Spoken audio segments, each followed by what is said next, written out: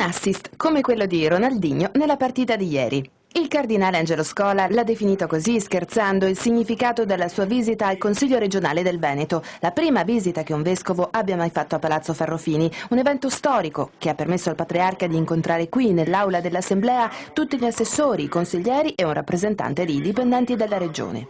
Io reputo che l'invito dei presidenti al patriarca in occasione della visita pastorale a questo incontro sia un segno, e di questo sono molto grato con i miei collaboratori, di questo desiderio di porre qualcosa di solido dentro questa società in grande mutazione. Immigrazione, lavoro, centralità della persona, diritti fondamentali, tanti temi affrontati da Clodovaldo Ruffato, rappresentante della maggioranza, e da Laura Puppato, esponente dell'opposizione. Dal canto proprio il governatore Luca Zaia è tornato a parlare di federalismo e sussidiarietà e ha regalato al patriarca una Bibbia, spiegando che ora questo libro verrà distribuito in tutte le scuole del Veneto. Questo è non solo perfettamente compatibile con ogni dialogo interreligioso, ma starei per dire è una condizione che lo favorisce.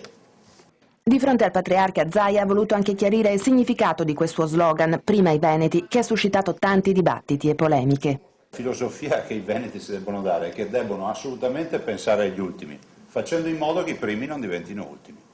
Questa è la linea e il nostro portolano. Farà sorridere, però è esattamente quello è il tema che si deve porre un amministratore, pensare agli ultimi facendo in modo che i primi non diventino ultimi. Attenzione, questo non è egoismo, questa è la volontà di pensare a una comunità che cresce.